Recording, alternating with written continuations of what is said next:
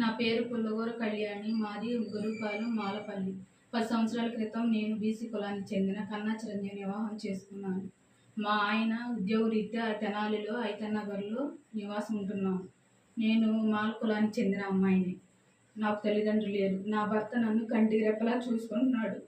నేను ఈ ఐతన్నగర్లో ఎందుకు ఉంటున్నానంటే మా కులానికి చెందిన వాళ్ళు ఉన్నారని భరోసాతో నేను ఉంటున్నాను.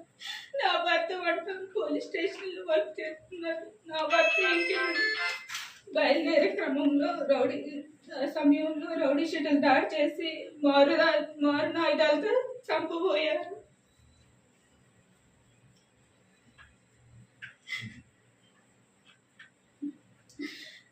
అక్రమంలో భయంతో అక్కడి నుంచి వెళ్ళిపోయాడు.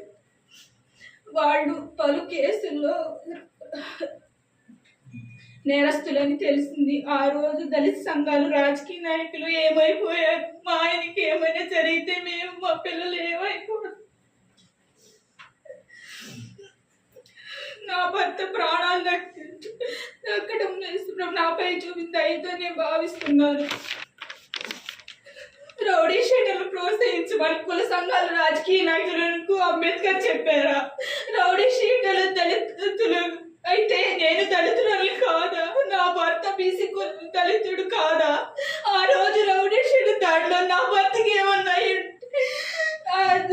దళిత సంఘాలు, రాజకీయ నాయకులు నాకు ఏమని సమాధానం చెప్తారు? నా కుటుంబాన్ని పోలీస్ శాఖ చాలా అండగా నిలబడింది. రౌడీ షీటర్ పై ఇలా ఉక్కుపాదం మోపడం, నాలాగే మరో మహిళకు ఇలా అన్యాయం జరగదు. నిజమైన దళితులకు అన్యాయం, అవమానం ఏమైనా జరుగుంటే వచ్చి పోరాటం చేయండి, అంతేగాని ఇలా రౌడీ షీటర్లకు, మానవ మృగాలకు సపోర్ట్ చేయొద్దు. మీ అందరికీ దళిత సోదరి విన్నపం. జై భీమ్.